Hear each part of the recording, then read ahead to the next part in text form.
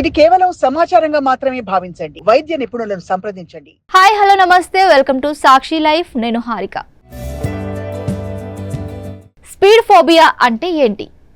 వేగంగా కదులుతున్న వాహనం, బైక్ డ్రైవింగ్, కార్ డ్రైవింగ్ వంటివే కాకుండా రోలర్ కోస్టర్ ఎక్కాలన్నా, వేగంగా కదులుతున్న రోలర్ కోస్టర్ను చూడాలన్నా భయంగా అనిపించడానే స్పీడ్ ఫోబియా అని అంటారు. దీనినే టాకోఫోబియా అని కూడా పిలుస్తారు. ఈ వ్యాధితో బాధపడుతున్న వారిలో మరికొంతమందికి విమానం, బస్, రైల్లో కూర్చోవడానికి కూడా భయంగా అనిపిస్తుంది. ఇది ఒక రకమైన భయం. స్పీడ్గా వెళ్తున్న కారును చూసినా, కారులో వేగంగా వెళ్తున్నా భయపడడాన్నే స్పీడ్ ఫోబియా అంటారు.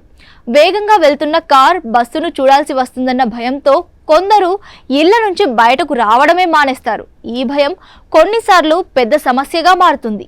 ఈ భయానికి సరైన కారణం ఉండకపోవచ్చని మానసిక నిపుణులు వెల్లడిస్తున్నారు. కానీ ఈ భయం మరింతగా పెరిగినప్పుడు అది కష్టం అవుతుందని వారు చెబుతున్నారు. ఎలాంటి వాళ్లకు వస్తుంది? ఇంతకు ముందు కుటుంబంలో అలాంటి భయం లేదా స్పీడ్ భయం ఉన్న వ్యక్తులకు టాకోఫోబియా సంభవించవచ్చు. ఎవరైనా అతివేగం కారణంగా ప్రమాదానికి గురైతే అలాంటి వార్తలు విని కూడా కొందరిలో ఓ రకమైన భయం మొదలవుతుంది. అలాంటప్పుడు టాకోఫోబియా బారిన పడకుండా కొన్ని సంఘటనలను వారి దృష్టికి తీసుకుపోకుండా ఉండడమే మంచిది. లక్షణాలు ఎలా ఉంటాయంటే, తీవ్రమైన మానసిక ఒత్తిడిలో ఉన్నప్పుడు టాకోఫోబియా సంభవించవచ్చు. ఉదాహరణకు, ఎవరైనా విమాన ప్రమాదంలో లేదా అలాంటి ప్రమాదంలో లేదా కారు ప్రమాదంలో ప్రియమైన వ్యక్తిని పోగొట్టుకున్నట్లయితే టాకోఫోబియా సంభవించవచ్చు.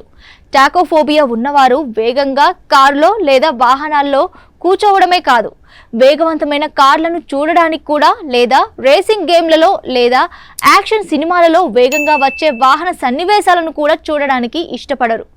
ఈ భయం కారణంగా బాధితులు కారులో కూర్చోవడానికి లేదా ప్రజా రవాణాను ఉపయోగించుకోవడానికి భయపడుతూ ఉంటారు. ఈ భయం పెరిగితే బాధితుడు ఛాతీ నొప్పి, మైకము, భయము, వేగవంతమైన హృదయ స్పందన, వికారం, శ్వాస తీసుకోవడంలో ఇబ్బంది లేదా అధికంగా చెమట పోయడం వంటి లక్షణాలు కనిపిస్తాయి. నివారణ ఎలా ఉంటుంది?